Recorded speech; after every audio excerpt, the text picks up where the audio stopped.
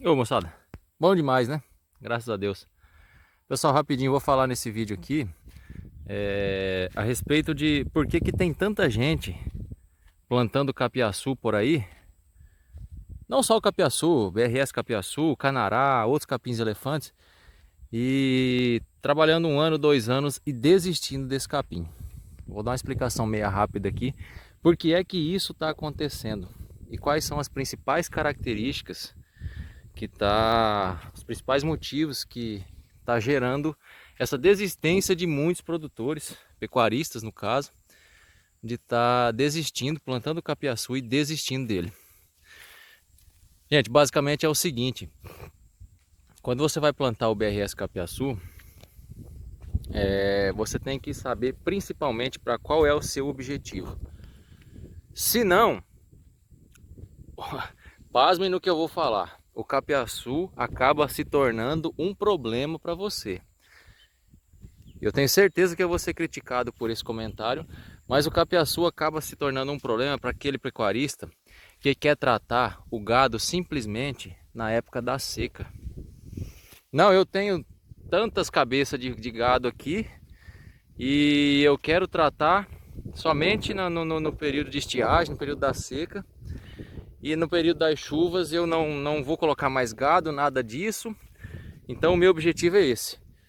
Cara, o seu capiaçu vai acabar uma hora ou outra se tornando um problema para você pelo seguinte: se você vai tratar esse capim só na seca, com certeza um dos pontos de corte, pelo menos um dos pontos de corte você vai perder.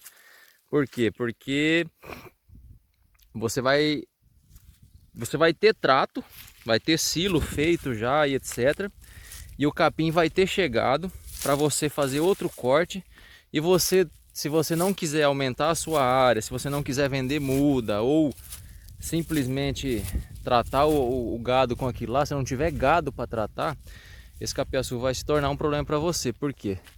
Ele vai passar do ponto de corte para servir verde no coxo, vai passar do ponto de corte depois para você fazer silo, e a única coisa que vai restar é você ou fazer muda dele, ou depois ter que cortar, ter que roçar ele e deixar ele servir de matéria orgânica no solo, porque depois que ele passou do ponto de corte de silagem e etc, ele só serve para fazer muda, ou depois você vai ter que cortar.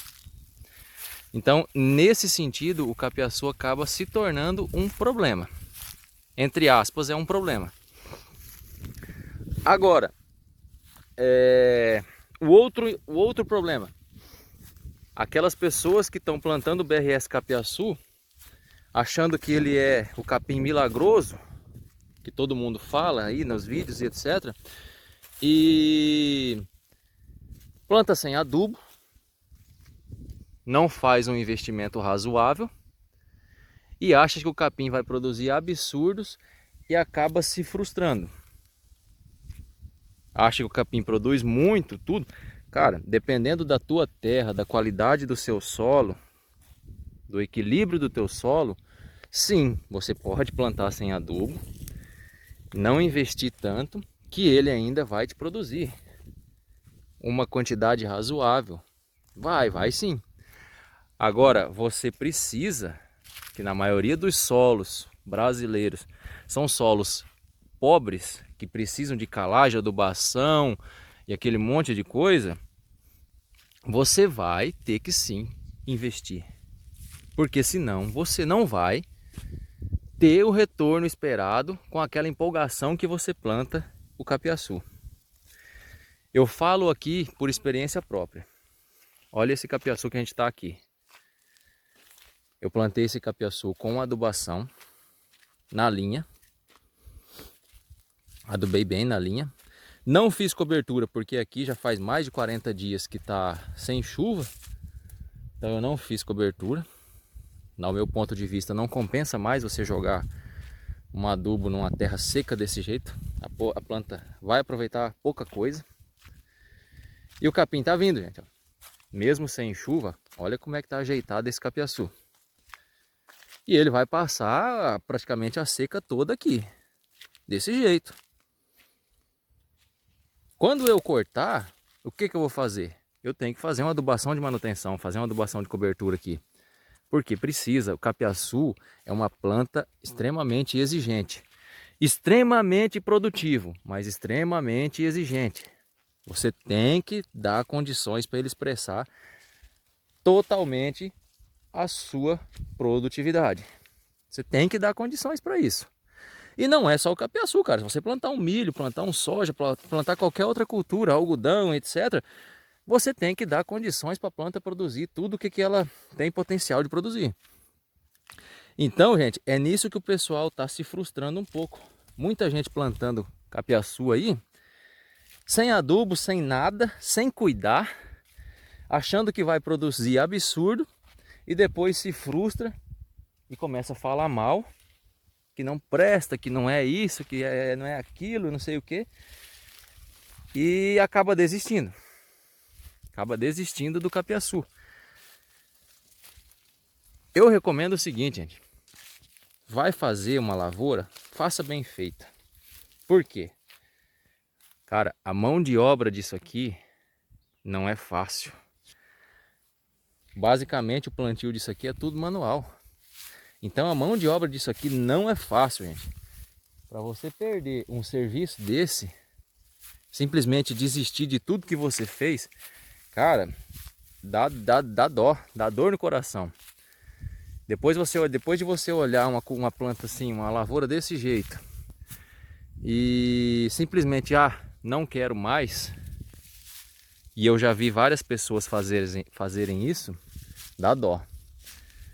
Então esses são os dois motivos, pessoal, principais que eu vejo que tem muita gente desistindo dos seus plantios de BRS capiaçu. O primeiro é não saber para qual real finalidade ele está plantando aquilo ali. Se ele vai cortar o ano todo ou se ele vai simplesmente tratar o gado na seca. Porque o gado o capiaçu ele vai sim te ajudar a tratar esse gado na seca.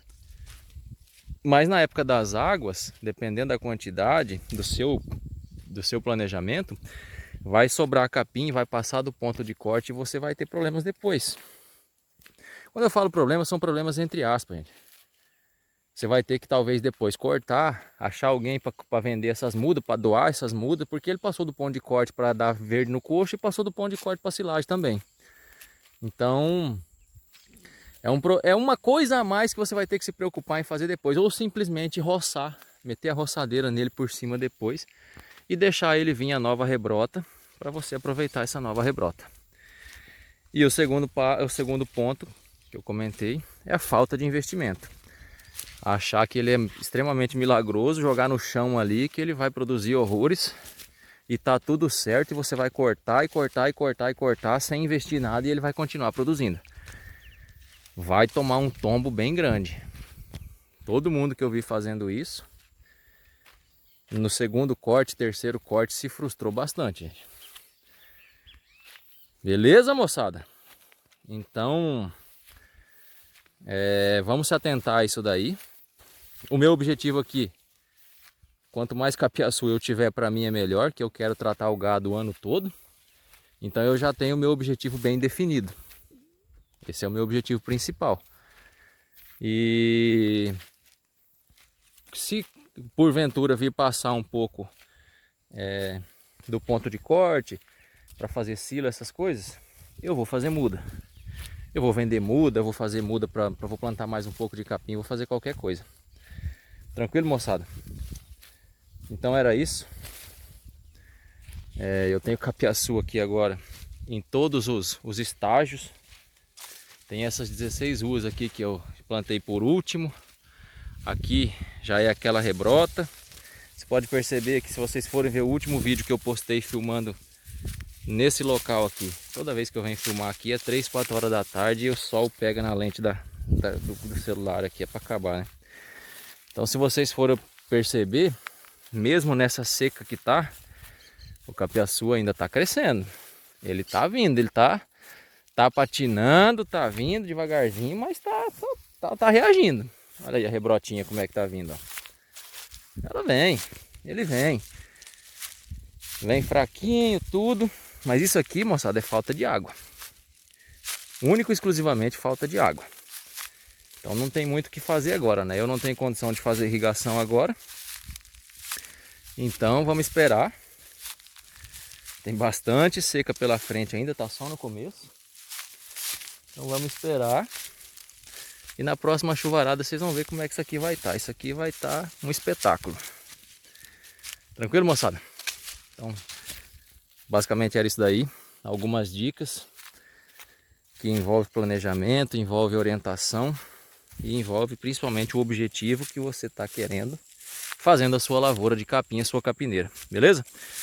Todos com Deus aí, forte abraço.